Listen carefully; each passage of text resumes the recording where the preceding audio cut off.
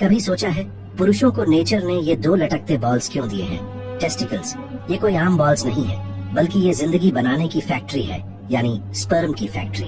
लेकिन सवाल ये है, अगर ये इतने ही जरूरी हैं, तो ये बॉडी के अंदर सेफ जगह पर क्यों नहीं रखे गए, बाहर लटकाकर क्यों छोड़ दिए गए? दरअसल इसकी असल वजह है टेम्परेचर। देखो, स्पर्म बनने के लिए बॉडी टेम्परेचर सही नहीं होता।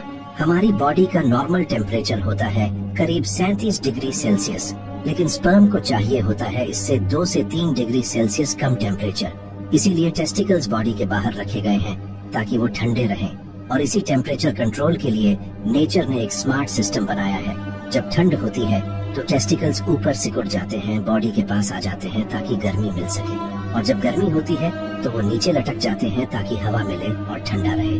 मतलब ये लटकना कोई डिजाइन फ्लॉ नहीं है, ये एक ऑटोमेटिक टेम्परेचर रेगुलेशन सिस्टम है।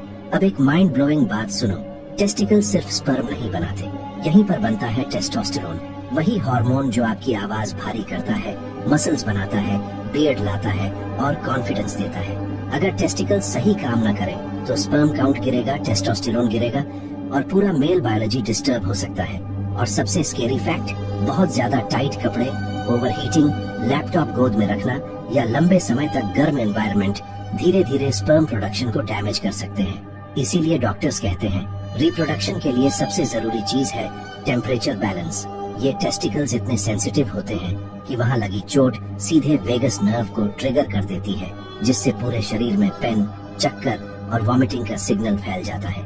इसलिए याद रखना, ये आपकी कमजोरी नहीं है, ये नेचर का बनाया हुआ लाइफ क्रिएटिंग कूलिंग सिस्टम है।